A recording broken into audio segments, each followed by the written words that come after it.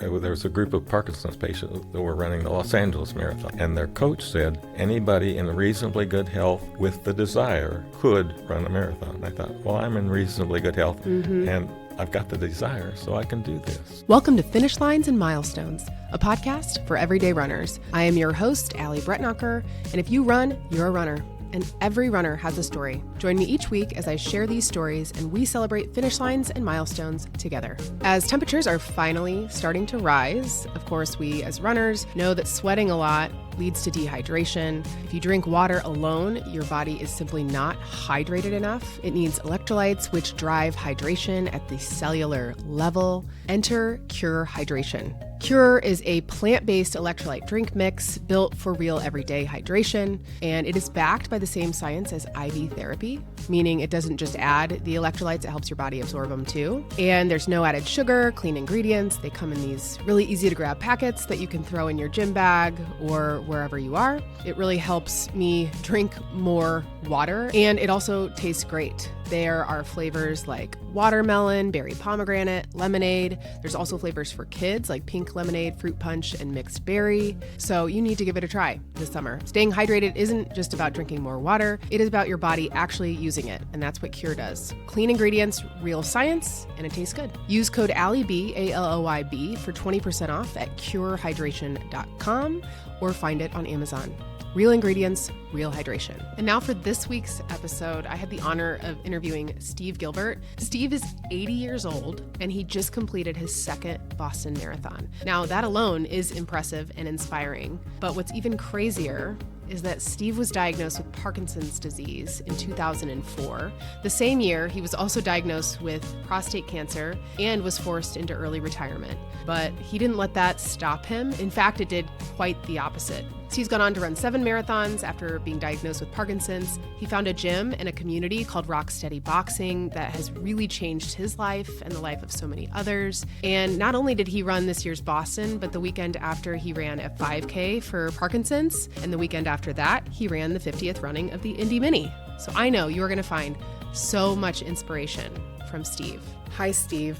Good morning. Good morning. Oh my gosh, it's such an honor to have you here. It's my pleasure. It really is. People have been telling me you've got to have Steve on your podcast. And I'm glad we waited because I can't wait to hear about Boston this year.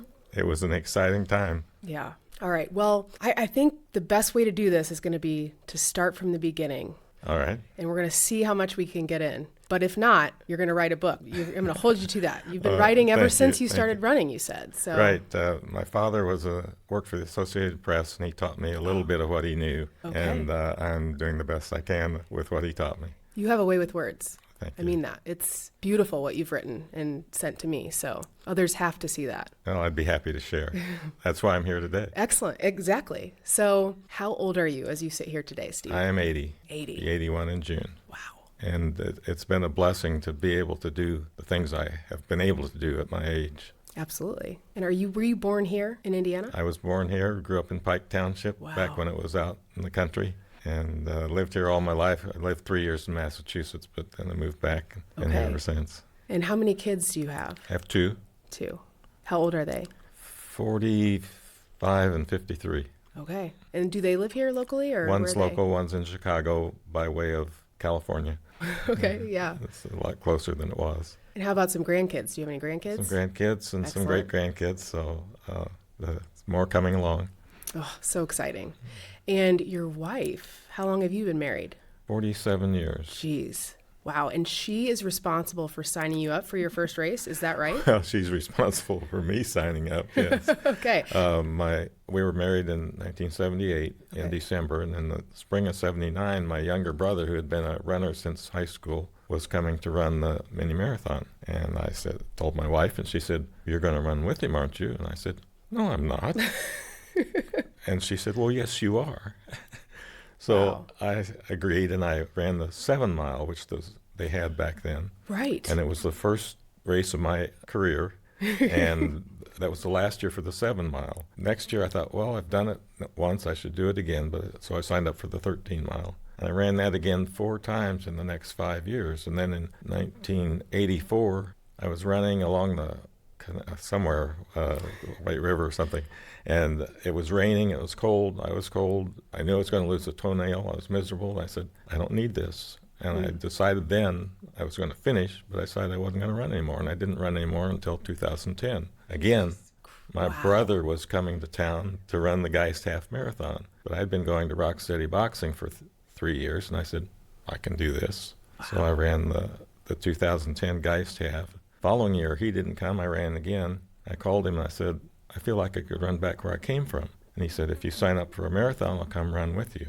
So I signed up for the 2011 Monumental, and I've been running. And then there it snowballs. Yeah. I ran the 2014 Monumental Marathon again, and that was a really tough year. It was very cold and windy, and got done with that one. I said, nobody does just two. It's fine to do one and say, this is crazy, I've had it. Yeah, check that off. Once you've done two, why stop there? Well, it was another 8 years before I got back into the marathoning, although I did a lot of races in between. Wow. So I want to dig in on some of the races, from 2010 on. But before that, a huge piece of your story, Steve, is what happened in 2004. It was double whammy of a year. I couldn't believe it was the same year that you had these diagnoses. In a way, it was kind of triple because my career company decided that it was a good time for me to retire. And Steve, oh my gosh, what a year. So I took that kind of as an irritation, but I got over that finally. But also that year I was diagnosed with prostate cancer in the summer, and I had prostate surgery, successful thankfully, no problem since with that. And then in December I was diagnosed with Parkinson's, and that was a bigger factor because prostate cancer presumably was no longer a factor of itself, but the Parkinson's you don't get over. Right.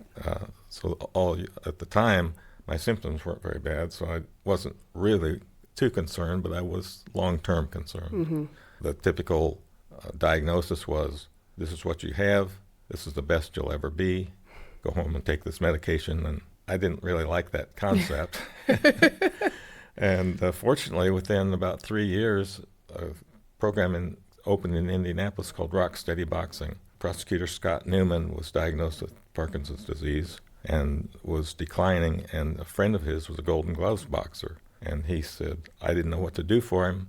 The only thing I knew to do was drag him into the gym and make him work. And 6 months later, Scott came out of the gym one day and he said, look, I'm Rock Steady. And that's where the name came from. Oh, yes. And so he decided it was something he needed to share with the Parkinson's community. And he found Christy Rose Fulmer, the Fighting Rose, who was a former world championship professional boxer. Wow.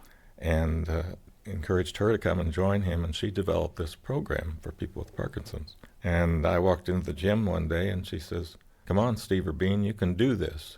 And I'd never been called Bean before in my life, but she was a championship boxer, and I wasn't going to argue with her.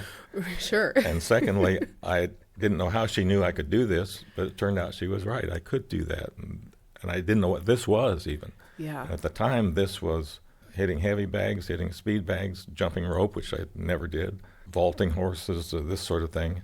Wow. And I found a fitness that I had never known before because of the Parkinson's. And it was shortly after that then that the running came up, and it just contributed together, and it's really made a big difference in holding back my symptoms, I'm convinced. Yeah.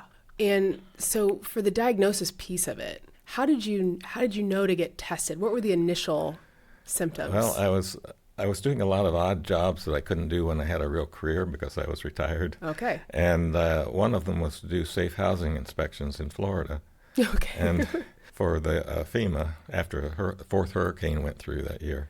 And I was getting ready to go, and I reached for a glass of water on the counter, and my hands started shaking, and I couldn't figure out why. Actually, I went to the doctor at that point because it was concerning, and the first diagnosis was essential tremor, which a lot of Parkinson's patients have initial diagnosis of essential tremor. Okay. So I went ahead and went to Florida and did the safe housing inspections for a while and came back and went to another neurologist and said, no, it's Parkinson's. Well, now I have two conflicting diagnoses, so I went to another one. Yep. And they said, it's Parkinson's. And I went to another one. They said, it's Parkinson's. And you're like, okay. Beginning to get a pattern here. So I accepted that. And for a while, I didn't really tell anybody. And I've come to find out over time that you spend a lot more energy hiding it than you would if you just confront it and face it head on and go out and attack it. And that's made a lot of difference. I encourage people. There may be occasions where you can't tell someone, but in most cases, you're better off to say, this is me, and take what you get. This, what you see is what you get, and I'm going to make the best of it, and I'm not going to let Parky get me today. Parky, I like that. So why do you think, and pardon my ignorance, but why hide it? Is it just because of the tremors? I think it's because people will think you're less capable. And there's so many different symptoms, a variety of symptoms where everybody has different symptoms. Mine is not freezing. Mine is not particularly a tremor, although I do shake a little more than I did early on. So there's so many different symptoms, and they affect you differently, and people have a way of grouping people with a disease all together, and it's not accurate. Right. So I think that's part of it, and they think you might maybe less capable than you were before, even though you're the same person. They're saying, oh, all of a sudden now you're jeopardized in some way. Yeah. And I think that's probably why. Yeah, that makes sense. And some of the symptoms are not symptoms that you would prefer to have in public, but saying that you don't have it doesn't make them go away. Right. Yeah. Have you watched the Apple TV show Shrinking? I've seen a couple of episodes, and it's interesting that they can even do that. Yeah. Michael J. Fox has been quite an inspiration to a lot of people, and he's shown too, demonstrated, for example, he could still play hockey even though he was severely impaired in other ways. Muscle memory sometimes overcomes that, and we don't know exactly why, or I don't anyway. Yeah. But it does help to I've seen people do things that they used to do, can do it briefly, that the Parkinson's doesn't affect, but yet their everyday life, it really rears its head. And so the gym, Rocksteady, is such a big part of your storyline and has made such a difference. It's absolutely huge. And the other thing at the time, I thought, why am I blessed to have Parkinson's in Indianapolis, which is the only place in the world that has Rocksteady boxing? And I thought, it's a program that's unique and cannot be duplicated. I mean, there's only one Christy Rose Fulmer in the world, and she can't be everywhere. And then I found out that the number of people of goodwill that are capable of doing this are throughout the world, and they've come to Indianapolis to learn how to do this. There are now 850 gyms around the world that have all trained through the Indianapolis. 850? Yes. I thought I saw somewhere 80. Is that a different number for something else? That would have been a long time ago. Okay, then maybe that's why. I mean, it was a slow growth, but they're across the country and in Europe and Asia. Stop it. And they've all trained on this program that was developed from the original program that I went to in Indianapolis. And wow. I would never have expected that until it happened. Yeah. And so it was still a blessing for me because I was one of the first to be able to enjoy it. We went before anybody knew it worked. And we knew it worked, but no one else did. And then the University of Indianapolis did a long-range study on the effects, and they said, look at what these people are gaining from this program. It's partly the exercise, but it's also the being with others who are not critical of each other, and the camaraderie that we have, and sharing that, and that's and the support we have from our families, our cornermen, as we call them. Your what? Our cornermen. Cornerman. As you would have in the boxing situation. Okay, I didn't even know that was a term. Reflecting on that my first half marathon in 2010, I was faltering a little bit about halfway through, and I thought, I don't know whether I can do this. And then I thought, wait a minute, that's not what I learned at Rocksteady. I learned, first of all, we can do this, and secondly, I learned to work hard for 3 minutes and take a minute break as a boxing match would do. Okay. And that's basically the way I finished that first race. It wasn't my fastest by any means, but that's how I got through that one. And then coming to the present, that's to some extent how I do a very long race now. It's a method developed and promoted by Jeff Galloway, where you run a certain period and walk. And it's not a situation of giving up. It's a situation of planned, critical way of getting your fastest way to the end. And you can run much faster near the end of a race if you've walked earlier. Yeah. My coach, Matt Ebersol, has told me for years, even before I started, on purpose, walk before you have to.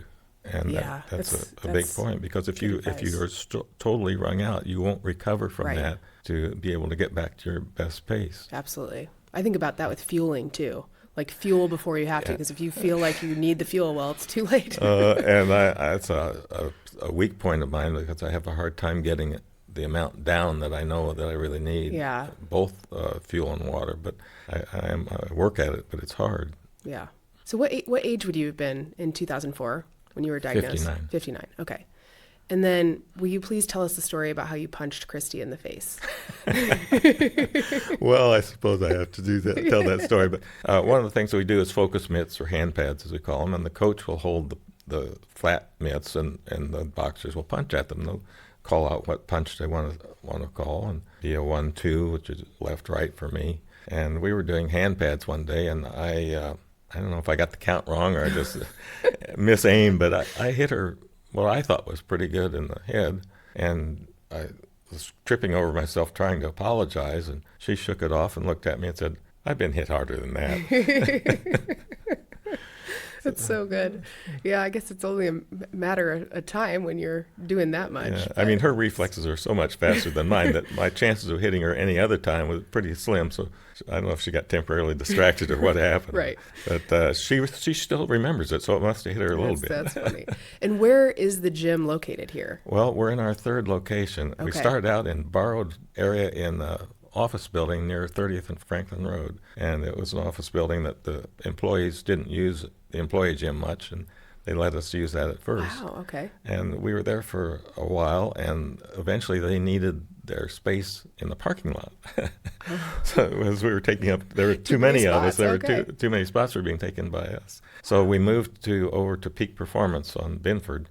Okay. And they gave us a portion of that gym and let us use the equipment there for a couple of years. And then we also received a grant from the Century Club of Indianapolis of $100,000 to help the program develop, and we ended up in a gym near 75th and Chadlin, and built that out, and it's a beautiful gym. It's the headquarters gym still today.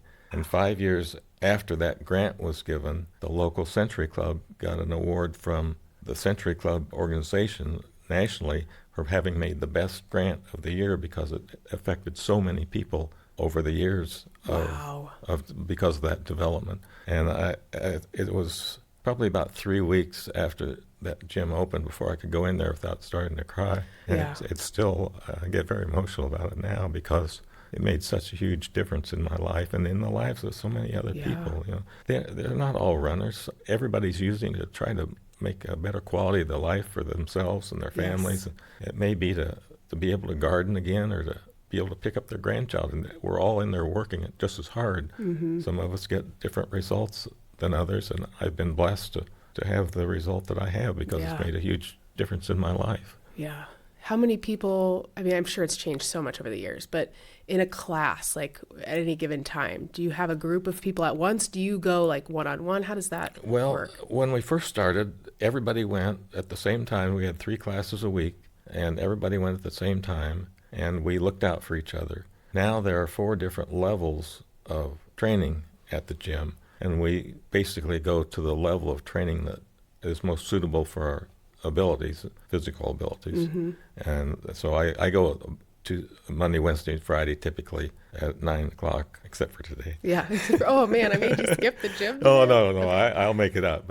But so pretty much we go with the same group of people. It can range anywhere from 20 to 40, depending on who's available and who's in Florida and who's traveling. Yep. And then there are different, I say there are 4 different levels, and some are actually mostly done in a seated position, but you can still do a lot of the exercises that we do adapted to seated or adapted to whatever your physical limitations are. So people say, well, I'm not a boxer. Well, most of us were not boxers ever. Right. Some have maybe boxed sometime in military or wherever they might have been, but most of us were never boxers. And I think the oldest person I've known that was there was in her early 90s, and her first name was B, and her gym name was Killer B. I love that. But grandmas that come in there, they say, I never thought I'd be a boxer. And they're hitting heavy bags and speed bags and so cool. And, jumping rope and hula hoop and push-ups and whatever. But they're all adaptable to what your own personal physical potential is. And then you try to improve that. Yeah. Does everybody at the gym get a cool nickname? Well, I would say pretty much yes. I love that. Yeah. How did you where did Bean come from? It was a free association when the coach looked at me, I guess, because I was fairly slender. Okay, like a string bean. Yeah. That's that's funny. the only thing because there's no other reason. Yeah. But it stuck. The first logo gym shirt that I brought home and was going to wear it to the gym the next week. And I asked my wife where it was, and she says, I don't know what you do with your things. What had happened, my son had taken it and had Bean inscribed across the back so of cool. it. Next week I go and look in the closet, and there's that shirt hanging there. I thought, wow, I'm so surprised I didn't see this last week. That's really cool. Came out and had the name on it. I still wear it on occasion. I have the hat that I wore with the logo on it for my first race, and it's got about 7,000 miles on it. It looks like it. Yeah. And people have tried to get me to wash it or throw it away. Right, you're like, and absolutely not. It's too late now. Yeah. It's petrified, and I still wear it on occasion. It's too hot to wear in the summer. That's so funny. So it's like a beanie hat? Like no, a winter one? it's a ball cap okay, type okay, hat. that's what I pictured, yeah. But it's... Yeah, I can picture like you get the salty sweat lines in those hats. Oh, absolutely. That was hard fought. Right. To get You're like, that. these are it's like my scars almost. I didn't want to wear it in the rain because it washes some of it out. You're like, it's going to get rid of all the character that it built. So in 2010, when you went back to running, Steve, was there a group of you that decided to do the race together? Like, how did No, that it was come about? a one-shot deal for Okay. me. I just decided my do it. brother was coming. I was going to go run it. Okay. And since then, several times we've had groups that ran the mini 5K. That's so cool. And one time we had about 30. They were some with Parkinson, some not. And a number of them, it was the first race they'd ever run. Wow. And some took quite a while. But when I was talking to them and encouraging and recruiting, I said, if you know you can't do it, you probably shouldn't. If you think you can't do it, you probably can. Because if you're not sure you can't, you probably can. And some did. Some maybe took over an hour. But they did go through the entire 5K and had the perseverance to do that. Then also, when I ran the Monumental in 2011, I had a group from the gym. It was myself, 2 coaches, and another boxer. And the 5 of us, with my brother, ran the race. And then also, we put on the double road race, Indy, in 2013, I think it was. Okay.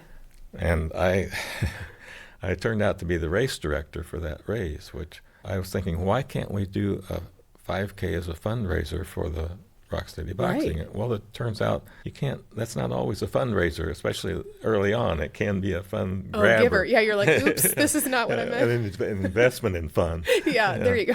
And we weren't in a position to invest money at that point. Right.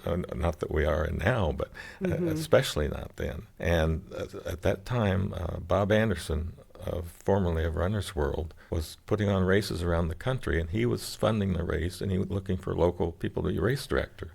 And it all came together just at that time. And so I told him I wanted to be the race director.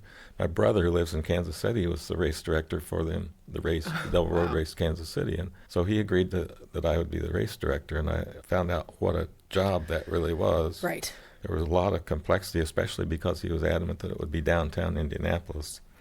And I didn't know at the time, but they had just closed off White River Parkway as a race course because there are too many races going past the zoo and cutting off access to the zoo. Oh, and right so, around the front of it, you mean? Yeah, so the interesting. the course that I had planned out was going to go that direction, so I had to start over on my race course to get a 5K and a 10K. Okay. And I finally got everything put together, but it was without my wife and without Rock Steady Boxing people, I would never have made it because they pitched in at the end. They knew I was in difficult shape as a race director and pitched in and found the people and resources to make it happen. It was a great experience, but one I would never want to do again. Yeah, sorry. I feel for race directors. They have a very hard job. We had about 375 runners in our first turnout, which That's I thought was huge. good, but it still wasn't profitable because Right. he gave, besides the expenses, he gave cash prizes to some of the Oh, runners geez. too. Well, yeah. So it was a great experience, and some of the people that ran in it I met later that I never knew. Some from the Fishers Running Club. Oh, even. that's really cool. Yeah. So that it was called the double road race Double because road of race because of a Indy. 5K and a 10K. Right, Okay. and that you run the 5K, and then 90 minutes later you run the. Okay. Run So the- it wasn't just the two distances like there at the race. It was you did both of those. You did, if you did the distances. double, you didn't have to. You Okay. could do the 5K only, but Okay. if you did the double, and then they'd add the times together, and that would be the. Your time. Your Interesting. total time. What year was this? I think it was 2013, as I Okay. recall. Yeah. So after your first marathon, I want to hear a little bit more about that experience. When did you find Matt Ebersol? I found him when I was wanting to do my second marathon. Okay. And I thought, I can do better than I did last time, especially if I have some help. And that was for 2014. I've been working with him ever since. Yeah. He's been, I think he's been as much of a psychiatrist as a running coach. Yeah. But that's what I needed both, because I needed the physical approach. The mental is a big part of it, as you know. Yeah, But absolutely. the first race, when I first went out to train, was in June of 2011, and I was training with the Blue Mile at that time. Yeah. Oh, the Blue Mile. Yeah, and the first day we went out, it was raining, and it brought back to memory that 1984 when I said I wasn't going to run anymore because it was raining. Oh, and yeah, nasty. Except that I welcomed it. I mean, it was like, this is beautiful. I can do this. And I trained all summer and all fall. Had a long run out at Eagle Creek Park, about 3 hours, and my knees were kind of sore afterwards. That was my next to the last long run. My last long run in training was the Indianapolis half marathon at Fort Harrison. Yes. And I thought, the only way I'm going to get my 4 hours in is to run for an hour before the As people do. half marathon. Crazy people. And so I did. It was a windy, cold day. It was sleeting from time to time. So my warm-up was sitting in the car. So I went out about an hour before the race was supposed to start and ran for an hour and hit the start line after I'd been running for an hour. Mm-hmm. By the time I was done, it got very wet grounds. And there's a little section of that course that goes through the grass when you go from the road to the trail. Mm-hmm. And the footing was terrible, and I was wobbling around on weak ankles. And I got done, and I could barely make it back to the car, and my knees were killing me. And so I thought, I may never get another chance to run a marathon. So I went ahead and ran in November. 6 hours, 2 minutes, and 20 seconds later, not that I remember, That's pretty good. we finished, and I thought, this is really hard, but I did it, and I was excited. Got to the finish line. My wife had been waiting there for me quite some time, as you can imagine, and she had gotten to know the DJ at the finish line pretty well and arranged for him to play the theme from Rocky as I turned up the street to the finish line. That's pretty cool. And there was the two coaches and the people from Rocksteady waiting for me, as well as my wife and my sister-in-law, as my brother and I came across the finish line. So that was a really neat experience, as well as the people from Monumental who stayed there till I got done. Yeah. And then in February, my knees still hurt. This is 3 months later. Yeah. And I went to an injury clinic at the Blue Mile, and the PT says, can you do a back bridge? I said, well, yeah, I can do a back bridge. She says, well, hop up on the table and do a back bridge for me. So I did. She patted my bottom, and she says, you've got a soggy butt. Yeah, I remember this from And I said, we just met. Yeah. What? She said, it doesn't change the diagnosis. And she gave me a website called Hamstring Dominance and what to do about it. And I looked at it, and it was a series of basically 10 steps to go through before you run to get your glutes incorporated in your muscular activity. Yeah. I did that for a couple of months, and the next half marathon I ran, my glutes were sore. I said, yes, Yeah, I did. it's working. This is what I wanted, the Yeah. glutes to be sore. But the problem was I had enough strength in my hamstrings and my quads that I could run for 2 hours without a problem, a half marathon. Mm-hmm. But once I got past the 2 hours, they would weaken, and then I had nothing to strengthen my knees. So Right. your hamstrings and your glutes will take over, and your hamstrings and your quads will take over because your glutes are lazy. Yeah. And they'll let somebody else do the work if they can. Mm-hmm. And you have to say, no, that's not the way it goes. Sometimes you have to tell your muscles what to do. Right. Yes. I remember running down Meridian Street to the Circle, one Monumental mile, and I got about to New York, and my legs were telling me they didn't want to go anymore. And I remember specifically I promised them ice cream if they'd just get me to the Circle. So, you do what you have to do to make it. Right. That's funny. What flavor ice cream? I don't think I even said Yeah. anything would do. Yeah, any ice cream. I knew. They didn't want water. They didn't want a banana. No. They wanted ice cream. Okay, what do I got to do to convince you to get me there? Yeah, okay. So then second marathon you did with PBT, with Coach Matt Ebersol. Yes, I did. And when did you find the Fishers Running Club? It was right early on. I don't remember exactly when, 2017 maybe. It was 19. It seems like it's a long time ago, but it was near the start, and I went to an organizational meeting and got involved then, and it's been such a supportive group ever since. Wonderful people, Yes. and very, very supportive of each other, me obviously, and it's so meaningful and enough to get me up every Saturday morning at 7:30 or 8 o'clock and go run. Yeah. I mean, I run on alone most of the time during the week, and in a sense alone, but with people on Saturdays, because now at this point most of them are a little faster than I am, but it doesn't matter. Right. They're out there and we're all trying to accomplish the same goal: improve our health, improve our running, and have fun. Yeah. Have you done you've done Boston, obviously, outside of the state. You've done other races. You mentioned Geist Half Marathon here. You mentioned the Indy Mini early on. Right. I've run the Hospital Hill Half in Kansas City. Oh, cool. Where your brother lives. Yes. Wow. I run the Parkway in Kansas City, and also the Kansas City Marathon I ran in last year. Oh, wow. Okay. And that was in October. And that's probably the most challenging course I've run. Well, Hospital Hill doesn't sound like a good... Well, anytime a race has hospital and hill in the same name, you got to watch out for that. Yes. But it's only a half marathon. Okay, only, yes. It's only half the marathon that a marathon is. Yeah, yes. And the Kansas City Marathon is very hilly at the start, and steeper hills than Boston, and longer, steeper hills. Ooh. And I was running that, and I knew better, but I was passing young people on the way down the hill, and I said, I know I'm going to pay for this, but I can't. It's more effort to slow down than it is to go with the gravity. Yeah. And I did pay.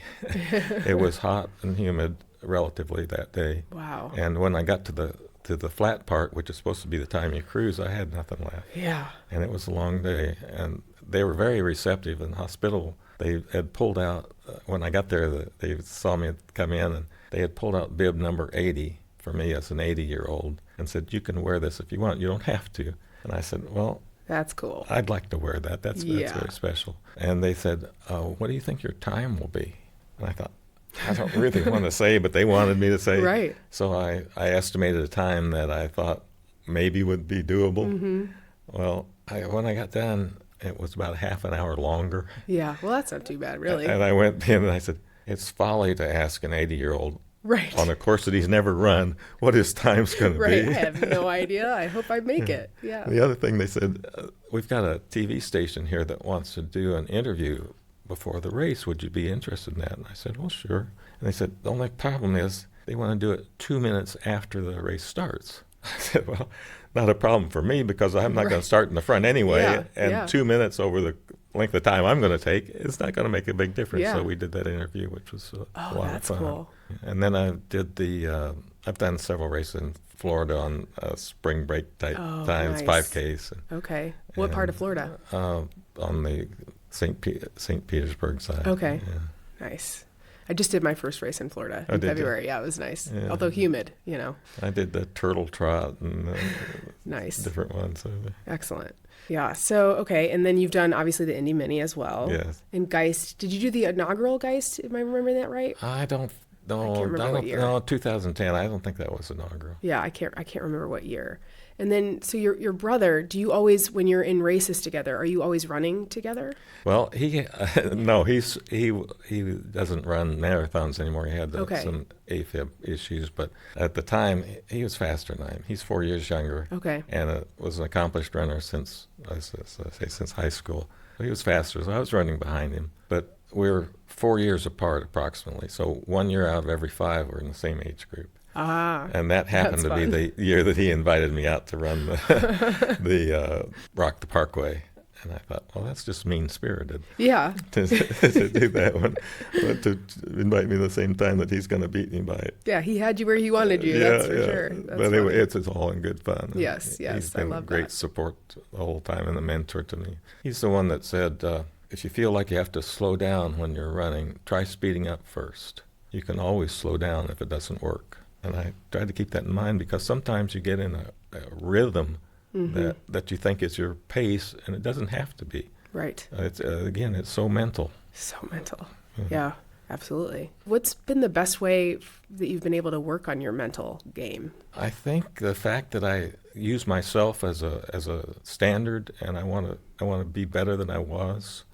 And I strive for that. And one thing Matt's helped me do, I think, is to get more out of myself than I ever thought I had. Well, Matt and Christy, both in different ways. That there's more to give if you really want to, that you can draw on. And that's been a big part of it. Mm-hmm.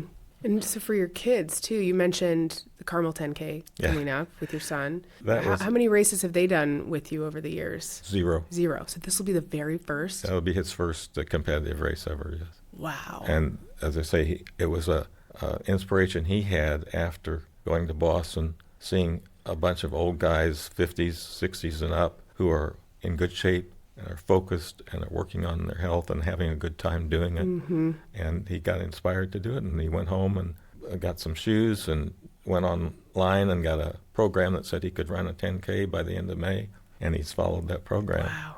And since then, his wife has also bought a pair of running shoes. Okay. And I don't know if she's going to be ready for the 10K, but it's exciting to me to have somebody close that is inspired to do that. Yeah, absolutely. Do any of your grandkids run?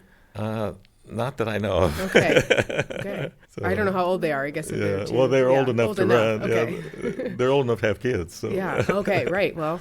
Yeah. I'm surprised. It's like seeing you as such an inspiration, right, in your family. It's like, hey, what's taking them so long? And they've been very supportive. There's no question about that. Yeah. But and it's not for everybody. Maybe they're doing something else to keep their health the best they can, and that's fine. But for those of us who run, it's very inspiring to us that we can do this. Talk to me about what's it called? Medals for Metal? Medals for Metal? Medals for Metal was a program that was developed in Indianapolis by a runner who happened to be my ear, nose, throat doctor. Oh, that's funny. Which I didn't know the relationship until I saw an article about it in the magazine. But he ran with another friend who developed cancer and was eventually unable to run. And one time he took his marathon medal and gave it to this friend, and he saw what a big impression it made on him. He said, maybe there's another way we can do this. So he developed a program where runners could donate their earned half marathon and marathon medals to this program. They would be ribboned and given to, at that time, children who were facing life-threatening illnesses in hospitals, and saw what a joy it gave these children to have this, because they were in a fight for their lives. Right. And so he developed that program, and that inspired me. So I donated my earliest medals to that program in some sense. Which is so cool. Yeah.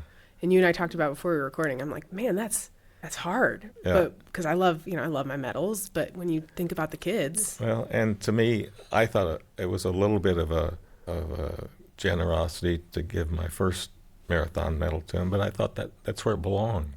It was with somebody else, because I earned it fighting something that was very challenging to me. Yes. And they can get it fighting something that's very challenging to them, and if it's helpful to them, that makes me feel even better. Yeah. I'm going to hold this up for anybody watching the video, because this is so cool. You've got this like plaque with pictures of the medals that you donated, which is a really special way to remember the medals that Right. you no longer have. It's so cool. Really cool. And the first ones, too. Wow.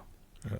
Do they still exist, I'm assuming? They still do exist. I haven't seen them as active as they once were, but they still do exist. And if runners want to donate medals, they're certainly happy to receive them and to pass them along to the children and now some adults as well who are fighting for their lives. Yeah. Makes me think about on eBay, people sell their medals, which is so weird to me. I'm like, It is. It's also a little weird that people buy them. also, yeah, I mean, both sides. You're like, what is going on here? Who is doing this? There's a Give those market. to the kids, please. There's a market for anything, I guess. There, I suppose so, yeah.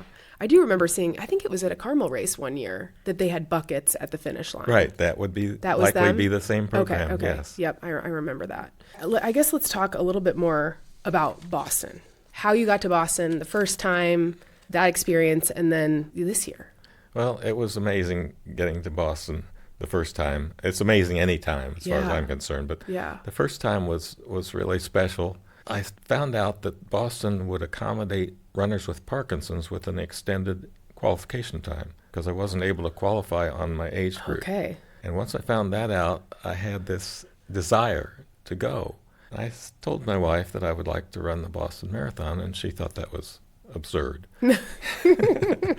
And we talked about some more because I hadn't run a marathon for quite a while. Right, okay. We talked about it some more, and she said, well, if you want to run another marathon, you can do something closer to home. Well, I thought, well, I'm going to have to do that anyway to qualify. Yeah, that's true. So Oh my that's not a gosh. big deal. Yeah. So I signed up for the Carmel Marathon in 2022. Okay.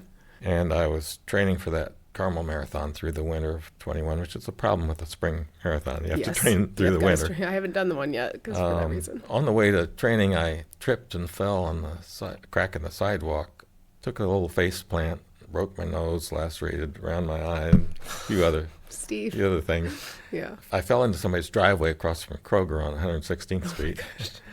And the first person... Quick break in the show to let you know that this episode is brought to you by the Noogs Make Your Run More Fun Challenge of the Week.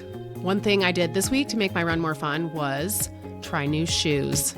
I got these really incredible, bouncy looking shoes from a brand called Rad, which I had never heard of, Rad Running. They're the UFOs. They literally look like they're out of this world. But this is not an ad for Rad. This is an ad from Noogs. So another way to make your run more fun is fueling with Noogs. They taste like sour gummy candy, but they are designed for performance with quick digesting carbs, essential electrolytes, and an easy to chew texture. You can use code ALLYB, ALLYB, for 15% off of your first order, and you can get free shipping when you grab 2 or more cartons, lower 48 only.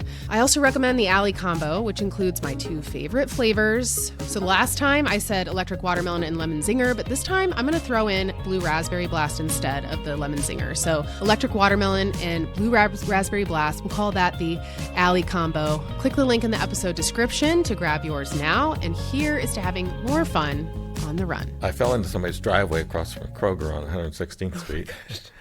And the first person on the scene was a lady coming in from DoorDash delivering lunch to the house. Oh gosh, that's so crazy. She stopped, of course, and opened her trunk, and it was full of medical supplies, gauze and bandages and Get out of rubber here. gloves, and she started cleaning me up. And Oh, that's so and amazing. the second person was a person of goodwill with nothing else to do, and he insisted on driving me to the ER, which is a mile up the street. Wow. I said, my car's over in the Kroger lot, I can drive. And he said, no, you can't. Yeah. He dropped me off, and I was in that emergency room I called my wife, and I said, I took a little tumble, but I'm fine. I'll be home shortly. About 2 hours later, she says, I'm coming over there. They had kept me, I think, to make sure from a concussion protocol that I was okay. They never Yeah. said that, but I was waiting to be cleaned up, glued back together. I was glad to know you could glue yourself back together. So I said, well, when you get here, I'm not as bad as I look. Oh boy. And so she came in and she said, I'm glad I came over. And I thought, this is going to be a challenge to convince her that I should continue training. But she was really good about it and understood in a way. And I went on with the training. Yeah. So I got to Boston. It was way beyond anything I could have imagined. That the whole town just absorbs the excitement of this race. And you've got 1 million fans waiting for you when you step off the plane. And from the airport to the hotel to race day, all of the runners, regardless of their pace or age, are celebrities to the people in the town. And I think it's grown way beyond even what it was before the bombing in 2013. And this was 2023 when I was there, which is the 10th anniversary, it was a solemn celebration of that. But that really united them and the country around this event, that they said, we're not going to let this event dominate our country or our life. And they said, if you want to discourage a group of people, marathon runners is not a very good place to start. Very true. So it was so exciting, and so that was great. And my wife said basically never again, and I kind of respected that. And then it was always in the back of my mind, I would love to do it again, but I understand where she's coming from. It's hard on her for me to train, let alone to run the race. Yeah. So then we were sitting around one day, and out of the blue, she says, I've got an idea. Why don't we celebrate your 80th birthday in Boston? And I about fell out of my chair because it came out of nowhere. And I said, well, I think that's a grand idea. But I had to requalify, so I started training again, and I trained for the Monumental 2022 and ran that, which happened to be my marathon PR at age 79, and qualified for 24. Well, that's 17 months away at that point, because the November to May, or to April to April. Yeah, wild. And so that's a long time to anticipate, but it was just as great as it had been the first time. And the first Boston, my brother ran as my support runner, which is allowable under the Boston rules for impaired runners. Yeah. Second time was Alan, who is the president of the Fishers Running Club, and he ran for his first Boston. So that was an advantage to me to have him there, and a benefit for me to be able to give him the opportunity to run Boston. So special. It really was. Yeah, he showed me some videos. And he's like basically crying. I'm like, you're going to make me cry. Like these videos of you just like soaking it in. And he took a video of the Boylston Street finish. And I really wasn't going for a PR. When we started, I had optimistic estimate of what I might do in my mind. And as we ran, my legs didn't quite cooperate, and some of the quicker times slipped away. But I was still on track, but I couldn't help but stop and enjoy and return to the crowds the joy that they were giving me. And so I took a couple of minutes walking towards the finish line, and then I thought, it's about time to get going again. And I ended up 20 seconds faster than I was the previous 3 years ago. Just so perfect. It worked out. I could have walked a little farther, and it wouldn't happen, and it wouldn't have made any difference. Sure. Except it's just kind of fun to say it was a Boston PR 3 years later. Which is at age 80. Yeah. And I qualified for 27. Stop it. Yeah, so I won't have to run another one between now and then. That's but good. Not that I don't want to. Yeah. And also, I was categorized as a para-athlete T38, which is a nerve impairment of coordination and pace. Okay. And I hadn't been classified that way before. I was a little above their standards, which was okay too. Right, you're like, well, okay. But they reclassified me, which now that qualifies, my time now qualifies me for Chicago as well as Boston. Okay. For Chicago, my age qualification, I still was over, but as a T38 athlete, I would qualify for Chicago and could avoid the lottery as far as getting a bid, which is a big deal because the lottery is difficult. Right, absolutely. So are you going to run Chicago? Oh, I don't know. Okay. Maybe. It would be for 2027. It's too late for this year. Yeah, okay. Yeah. Have you considered raising money too? Like for what's the main organization? Is it the Michael J. Fox Foundation? Is that the main one? That's the biggest one, but the Parkinson's Foundation is also a big one. Okay. But the people I ran representing this year was the Red Tulip Association for Parkinson's Awareness, and that was not so much for money raising as it was for awareness raising, because that's what we're trying to do, and we're trying to show people that Parkinson's is a major health issue in the population at large. Every 24 seconds somebody's diagnosed with Parkinson's around the world, and it's growing, and people need to know this, and there are a lot of Parkinson's efforts, and this Parkinson's Red Tulip is trying to gather all these efforts under an umbrella so people know have one place to go to find all these resources, which are important. And hopefully in sometime foreseeable, there'll be a cure and maybe a prevention. Yeah. So, Yeah. so that was a big deal. And I ran red tulip on my jersey for both the Boston and the Mini. And Yeah. so we got a lot of exposure. Many people probably didn't know what they were looking at, but over time, you create an awareness Yes. of a issue that is going to be very important. And most people know somebody that's affected with Parkinson's. Yeah, whether my they're in their grandpa, my step-grandpa had Yeah. Parkinson's, yeah. And so it affects families and affects the quality of life of the family of the person that's involved. Yeah. Wow. Well, hopefully this helps raise some awareness as well. Certainly. What are some of the things you want people to know? I mean, obviously you're showing it's like, well, capable of so much more than you might think that I am. But what else do you want people to know? I think that all Parkinson's is not alike. Some people are less fortunate than I, that their symptoms are more imposing on their lifestyle. But like you say, even so, many people with Parkinson's can do more than maybe they think they can do. Many people with Parkinson's probably do more than others think they can do. And don't set limits on yourself or on other people with Parkinson's based on your maybe lack of understanding of what they really can do. I know there are things that I can't do as well. My wife was very wise in giving away my extension ladder because I really had no business, even from my age, let alone the Parkinson's. Really had no business. I never had an accident or an issue with it, but it's just a wise thing not to have. So, but there are other things that I can do that maybe people might not expect me to be able to do. So I can still paint a wall. The ceiling line might not be quite as straight as it used to be, but I can do it. Yes. And so just don't limit yourself, but be smart about it. I think that would be the main thing. Yeah.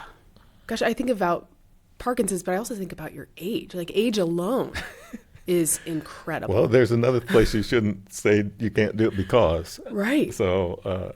Right, because people, I hope people listening to this who maybe if they've never run a marathon and they say, oh, I could never run a marathon. I hope that this shows like that is not true. Maybe you don't want to. That's okay. But do not say that you cannot. That is okay. And I read back when I started running, there was a group of Parkinson's patients that were running the Los Angeles Marathon. Okay. And their coach said, anybody in reasonably good health with the desire could run a marathon. I thought, well, I'm in reasonably good health other than what's wrong with me. And I've got the desire, so I can do this. Yeah. So I've run 7 marathons since being diagnosed. And will I stop one day? Yeah. Have I stopped yet? I don't think so.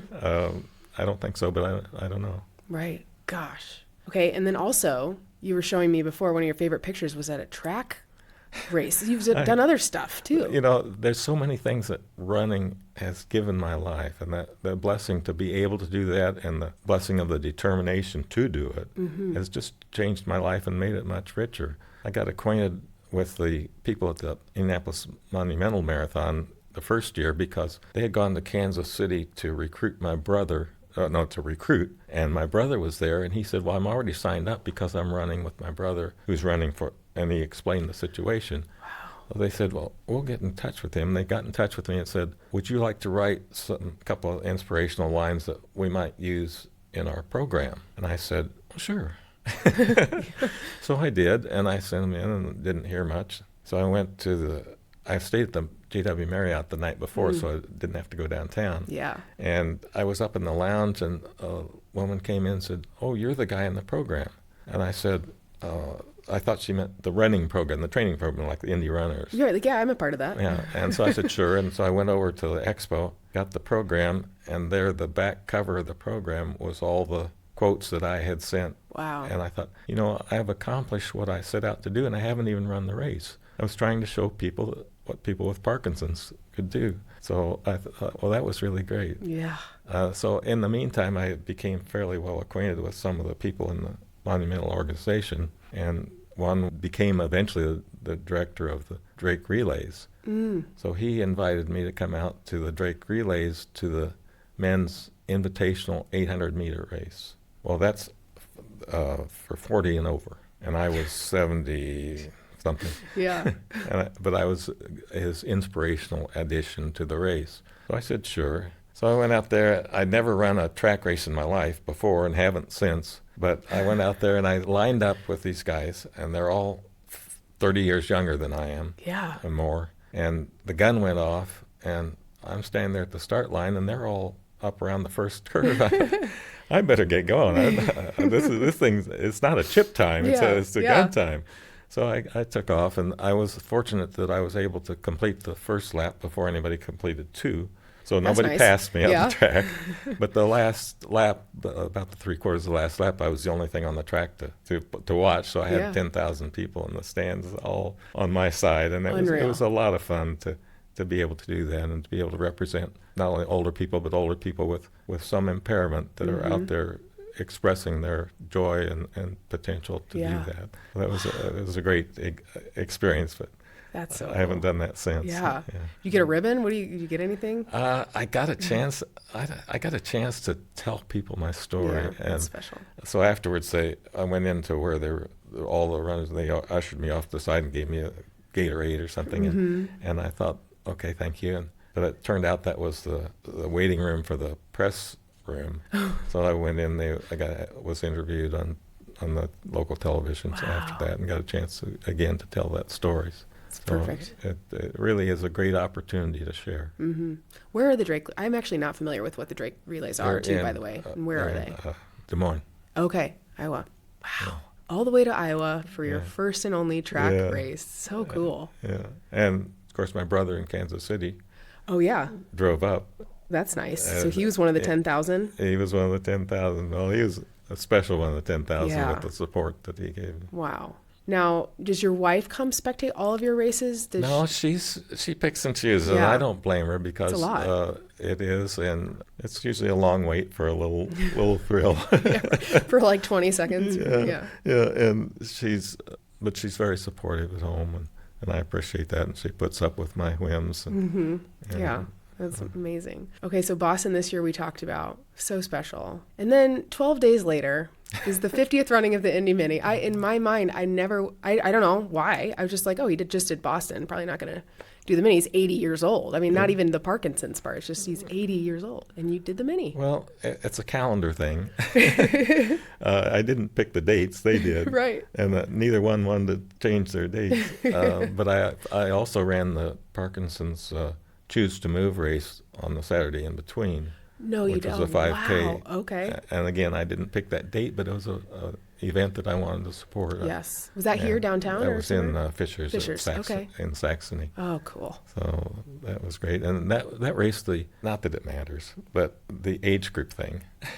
So for a long time, most of the races you would see would be 70 and up, 75 and up. Yeah. And when I was only 70, it didn't matter. Right. But now that I'm 80, I look at it. It still doesn't matter, but I look at it, and so they were running a 70 and up age group at this Choose to Move race, and I was 80, and I thought that's kind of like not showing very much respect for ages, because they're 5 or 10 year groups up to then, right? And then you start making it 20.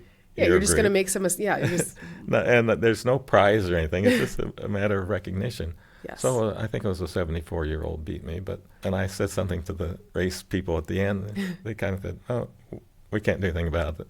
And I thought, to the timing group, I thought, well, I know I didn't expect you to do anything about it, but say you're sorry or something. Right. Or maybe change it for next year. Yeah, right. And that's the whole point, is change it for next year. Change it for next year. Because there are a few more of us. We're still a pretty slim group. There are a few more of us than there once was. Yeah. And we get a lot of comments that were some kind of inspiration to younger runners, unsolicited comments. Yeah. And maybe we're good for business. If we're encouraging people to continue to make this effort and try, one day they're going to be our age, and they'll be good for your business as a race director. Right. Very true. So encourage the older runners, regardless of how old they are, to come out, and then the younger runners are going to say that. Yeah.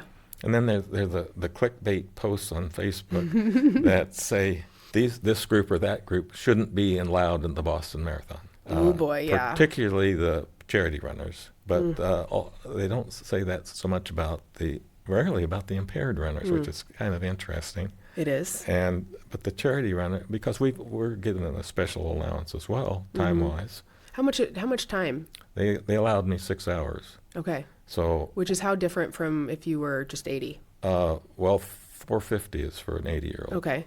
I ran 454, which wouldn't have made it. Still, geez. But so I was an hour and 5 minutes under my qualifying time. Wow. But I ran 5:45 at Carmel and made it in a blizzard. Oh my goodness. That was in 2022, I guess. It was a downpour at 7 o'clock and sleet at 7:30. I remember that year. It was every season, I swear. It was just crazy. In the same day. And by the Yes. time I was finishing, which was quite a while later, it was snowing. Yeah. And I got about 20 miles and I was counting backwards, how fast do I have to go to make it under 6 hours? Because without that, it was just a race. Right. And I got to the point where I finally said, I think I could walk in from here and still make it. Still make it. And Wow. so I made it. But where were we? Well, now I forget. Well, we were talking about age groups and the importance other of thing that. about the age groups, and then so you've got some slow people there anyway, but the charity group at Boston starts at the back. It's wave 6 now. It was wave 5, but it's wave 6 now. So there's no way that those people are impeding or affecting in any way the runners that Right. are allegedly complaining about them being in there at all. And some Yeah. are saying, well, these people are keeping me from the ones that didn't make it in. right. Oh, the Or buffer. didn't make the Didn't buffer. make it because of these people. Because of these people. Well, every time standard that is set is arbitrary. Yeah. So if you didn't make the buffer, you didn't qualify. Yeah. Say if the buffer's 5 minutes and my time to qualify is 4:50, then the time to qualify is really 4:45. It's Yeah. just that the original time they set wasn't low enough. So to my feeling, if you got a problem with it, don't come. Yeah. Or start your own Boston Right. Marathon. Yeah. You can, if you don't like the rules, you can start your own race. You can make constructive criticism, Right. but don't whine. Right. Well, and I think I have not raised a ton of money for charity. Those Boston runners that are raising tens of thousands of dollars, like, I'm sorry, but that is more impressive and more difficult than any marathon training block, in my opinion. I think I heard, and I could be mistaken, that there was $52 million was I raised mean, this year. so how can you complain about that? Why would you complain about Yeah. that when they're not in your way? Yeah, right. They're not Right. affecting You're not your race dodging at them. all. Yeah. So, Yeah, I know. I'm with you. That's irritating. but like I say, it may be clickbait, but still, Right. it draws a lot of attention. Yeah, it does. Well, and then back to the age group thing too. I think we should just reiterate that races how difficult is it to just put the categories in your system? All the systems have it there. Right. So just like check the box to have that be part of your results. Or How hard programming is that? Right. We programmed all the other 5 years. right. Just It can't it be must that be hard. one little addition to your program. Yeah. Yeah, absolutely. The other thing about age groups is that somebody did a survey on marathon finishing times by age from, I think, 70 up in all the marathons combined. And it went up about 1% a year till you got to about 75. And then it starts being a geometric progression, like 1.2%, 76, or I don't know the exact numbers, and 1.5, then 1.8, then 2.3%. So it really dramatically increases with age over the total number of runners, which gets smaller and smaller. Right. So there is if you want older runners to have a chance to compete, give them a chance. Yes. Yeah. And it's like, to your point, it's good for business. Then they're going to keep running. Maybe Right. that's the motivation that somebody wants or needs, not necessarily to compete with anyone else, but to compete with themselves, Right. like you've talked about. Yeah. Okay. Well, now let's talk about the Mini this year. Okay. Because for people who are watching the video, maybe they can see that you've taken a fall. Maybe not. See a bandage on your arm, can't see your legs. Tell us about your Indy Mini this year. Well, it was mostly pretty fun, given the fact that I started with tired legs and my head was still in Boston. Yeah. but the weather was perfect. Oh, so glorious. I was really having a good time. I was a little chilly at the start, and that's fine because you know you're going to warm up. Mm-hmm. And the wave start is so much better than the mass start that I remembered from years before. Yeah. It was a lot of people, but it wasn't crowded. Nobody was elbowing anybody. Mm-hmm. So that was great, and I was going along fine. And got to the track, and I was doing pretty well. And it was the celebrity of honor there was sitting there at the yard of bricks, and so I stopped and said hi to him. And it was that Frank Shorter? Frank Shorter, who was the winner of the first. Yeah, that's cool. And I had met him in Boston in '23, although I'd met him at the Mini Expo several years before. But so I basically knew him, and I stopped and shook hands with him. Oh, that's fun. Where everybody else was kissing the bricks, I was shaking hands with Frank Shorter. Yeah. And but I never was much of a kiss the bricks person. I don't know. It just didn't. I've only done it one time. It didn't inspire me, but I know that's a huge indie tradition, Yes. and traditions are important. They are. And that's fine. And the people move to the right and get out of the way. I like and- that they finally did that, where they made signs, because otherwise it's a little chaotic. So I kept on, and I was getting tired and thirsty, and I slowed a little bit and took a gel, which I was late on, and it was going along fine. I got to the point where last year I picked up the pace a little bit, and I wasn't picking up the pace very much. Got to mile 11, I said, I got nothing to lose now, so I was starting to pick up the pace there. About the end of that mile, the lady in front of me abruptly slowed, and I didn't abruptly slow, and I tried to get around her, and I lost my balance and tried to get my balance and did a kind of a face slide into so I was kissing the blacktop there. Oh, no. Unfortunately. Oh, yeah. And the two runners behind me stopped and straightened me up and made sure I was stable enough. Yeah. So I went on to finish the race. And they kind of shepherded behind me. And so I went back into my run 3 minutes and walk 1 pace. And they picked it up, and they were complaining that I was getting too fast for them. Oh, that's great. But I wanted to do the best I could to look good at the finish. And so I finished, and they put me in a wheelchair, which I really didn't need, and took me over to the medical tent. And, Well, you panicked everybody, I'm sure, because you probably had, was there blood well, a little streaming bit, a little down your No, face? it wasn't streaming. Okay, but that's it good. was a little bit. It was more Yeah. streaming on my leg. But Yeah. so a little bit. But they cleaned me up and bandaged me up. But my attitude at that point wasn't great for the party, and so I didn't party much. Yeah. Because I was disappointed that it happened. Mm-hmm. But it takes a little longer to get straightened out, but I'm fine.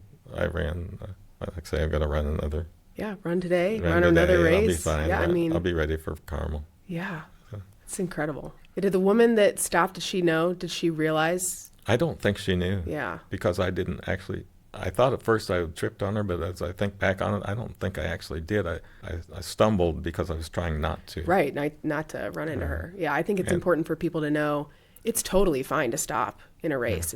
But you have to know where you're stopping, who you're stopping around, Right. and just be mindful. Be of that. aware, and also typically if you're in the middle of something, you raise your hand so somebody Yes. you give a little Yep. sign. Yep, exactly. But I don't think she knew. Yeah. Well, and obviously, if she did, she'd feel pretty bad about that. Yeah. But I think it's important for runners just to understand the courtesy of paying attention to people around you. Yeah, but I can't say exactly what happened because I was in the middle of falling on my face. Sure. Yeah. You're like, I have no idea. I know the guy's name that was stopped. I don't know the lady. Mm-hmm. His name was Steven. So. Oh, thanks, Stephen. Yeah. Yeah. So did you, falling for you especially, again, your age, but I don't want to speak for you, but I'm assuming that's frustrating too, because you're like, well, yes, I have Parkinson's, but, I'm also 80. I didn't fall all because of that. Does that bother you, thinking, oh, people know I fell and they're going to think, oh, because... It bothers me not because of what people think, other than if they think I should stop running because of that, because I don't think so. Right. One moment I thought, I feel like my running is kind of a gift of God, that is a blessing that I have, and the ability to run and the perseverance to run is something kind of special at my age. Yeah. And I thought, is this a sign, momentarily, is this a sign that maybe I shouldn't be running? And then I thought, the fact that I could get back up and finish maybe is a sign that I really, it's okay, that I should be able to continue. Yeah. And so my main concern was, have I injured something? because bones are more fragile Sure. at that age. And I've really tried to be careful. I was trying to be careful then, but so accidents do happen, and I just have to be prepared for it. Yeah. But once I found out that I was okay, then I'm okay. Yeah. And Amen. it's been 3.5 years since I tripped, and this wasn't exactly a trip. It was what's caused by somebody else's actions. So I justify it. Well, and there was another Mini earlier on that you said that did you stop and not finish the race at one point? No. Am I remembering that right or no? No, I think you maybe think of that Geist race, which I maybe was concerned of not finishing. Okay, maybe so. But, okay. no, So there's never been a race that you have not completed. Correct. It's so crazy. That's amazing with all the races. There's one that I was sure several I've been happy to be done with. Yes. I did the Winter Trail Frosty. You did. Oh my 1 year. gosh. Okay. And one was enough for me. Yeah. It had frozen the night before, and it was just thawing as the race was starting. So we were it had thawed before and then refrozen. So we started out on a slush path that had a lot of footprints that were frozen into the slush. It was very rough. Oh, geez. Yeah, that would be really hard to run on. Very rough and slippery. Yeah. And then we went on, and then the trail was starting to thaw. And of course, it's all trail, and so what was frozen tundra turned into slippery mud. Oh boy! Up and down the hills, and I thought, I don't have any business out here, but I got to get home. Yeah, so I have to get back. So, and then near the end, there's a section where there's a little stream like of drainage that was about 6 inches deep of basically slush flowing down. There's only one way across it, and that's through it. So the rest of the race, I had cold, frozen feet. And I thought, I'm just thrilled to be done and upright. It was one of my slowest races, but I didn't mind. I was healthy and happy to be done. Yeah, that race I've never done. And if people, Winter Trail Frosty, if you think about the acronym for that, that might be what you think when you're on the race. It might be. It might be. Yeah. Okay. I'm going to ask you the end of the podcast questions now. Okay. Are you ready for those? Sure. They're easy. The first one is, what is your favorite running song and or mantra? My favorite running song is the theme from Rocky I that I heard at the end of the first marathon. Good. My mantra is counting 1, 2, 3. And that comes from something Matt Ebersole told me one time when I was having trouble getting my gait even. And I felt like I was loping, and all my right leg was doing most of the work, and it was uncomfortable and probably not very fast. And he said, if you count 1, 2, 3, the 1 will always come on the opposite foot each time. Well, I don't know how many billion I've counted to. Jeez, a lot. It's just something that comes up in my mind on a regular basis, even when I'm not doing the loping gait. Yeah. Just because it works, and it keeps me kind of focused on getting my gait even. Mm-hmm. Well, if you're thinking 1, 2, 3, you're not thinking, oh my gosh, this sucks. You're clearing your mind and focusing on numbers. And if you're really trying, it's going to get painful somewhere along the way. In some way or another, something's going to hurt, something's going to stress, and that keeps my mind off of that. Yeah. Will you ever run the Philly Marathon? You got to do the Rocky steps. I don't know. If, I would like to go there and do it whether I ran the marathon or not. Right, just go see the steps. Yeah, that would be cool. Okay, and then next finish line and or milestone, which we have talked about. Well, if you'd asked me that a couple of weeks ago, I'd probably been pretty vague about it, but right now it's the Carmel 10K. There we go. There's no question about that. That's cool. That's going to be fun. I hope we have a good day. I pray we have a good day, weather day. It won't matter, but I'd like a good day. Yeah, I hope for a good day for you. Good day. As long as it's good enough to hold the race, that's the main that's what thing. I mean, too. It's like, okay, can we have the race, please? Yeah, and then are there other races outside of perhaps Boston again, maybe Chicago? Are there other races that you would like to do, if able? Well, there's some that I imagine I would like to do. New York, but I understand the logistics are really challenging there. It's a lot. The European majors, of course, but that's not likely that I would travel that distance to do a marathon now. Somebody that just did Big Sur was exclaiming what a great race that was. It looks beautiful, yeah. So there's some that sound like a lot of fun, but there are others nearby that I've done Columbus half marathon, and that would be another marathon opportunity in the fall, which would be fun. Yeah, So I've heard good things about that race. I like that. Yeah. Fort Wayne has a good marathon. Yeah. So Yeah, we're so lucky here. there I are think. plenty of opportunities that are not a plane ride away. Right, exactly. There's so many you can drive to from here. Absolutely. Well, Steve, is there anything else that we didn't talk about or we missed or you wanted to go talk more about or share before we wrap up? Well, I was pleased to be able to mention the Red Tulip and Rock City Boxing. One thing I didn't give enough credit to was personal best training with Matt Ebersole, Fisher's Running Club, their support, and a unique situation for a number of years. Everybody on my medical team was either current or former runners, and I didn't choose them that way. It was just a happenstance. But that group has been so facilitating of my whims and goals and trying to help me achieve through my health the potential to do this, which they could have said, you're crazy and let it go. And they didn't do that. They've been very helpful. And also my PT at Forte Sports Medicine, Katie, was a great support and great help and got me through some slightly difficult physical times to be a little stronger than I would have been otherwise. How often do you do PT? How often? How often, yeah. Intervals when I get something that's worthy of treatment. Yep. So Right like now- most runners. Right now Like I'm us. not. But, Yeah, good. Well, when's the book coming out, Steve? Come on, write us a book. I'm working on it. I just am so honored to have spent this time with you, and having the ability to share your story and parts of your story is wonderful. So thank you so much. Well, thank you, and the chance to share it makes me want to extend it. Heck yeah. All right. Well, thank you everybody for listening, and happy running. Thank you. If you enjoyed this episode of Finish Lines and Milestones, head to the show notes and sign up for email newsletters. I send one every Friday. If you already subscribe, you know that you can share this podcast to help get the word out. And certainly Steve's story deserves being shared, and that helps others find the show. Thank you again to Noogs and Cure Hydration for supporting this episode, and I will see you again next week. Thanks for listening. Bye.